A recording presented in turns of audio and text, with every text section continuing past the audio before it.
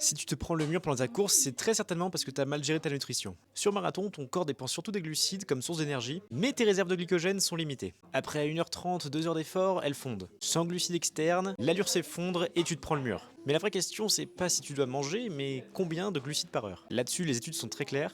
30 à 60 grammes de glucides par heure, c'est mieux que rien, mais suffisant pour des efforts jusqu'à 2 heures. 60 à 90 grammes de glucides par heure, pour les efforts de plus de 2 heures, c'est vraiment la plage idéale. Ça te permet de mieux maintenir l'intensité, t'as plus d'énergie et tu retardes la fatigue. Mais attention, tu dois vraiment respecter une chose pour que ce soit vraiment efficace. Un mélange glucose plus fructose est recommandé pour que ton corps utilise plusieurs voies d'absorption. Et du coup, tu pourras dépasser les 60 grammes de glucides par heure, mais sans le mal de ventre. Ok, mais du coup, pourquoi pas plus de 90 grammes? Alors, c'est pas recommandé pour les amateurs, parce que la plupart des coureurs amateurs n'absorbent pas bien au-delà de 90 grammes de glucides par heure. Mais c'est quand même possible, seulement si ton estomac est vraiment bien entraîné. Mais surtout, c'est qu'il y a peu de bénéfices par rapport aux risques digestifs que tu prends, qui peuvent t'emmener jusqu'à l'abandon.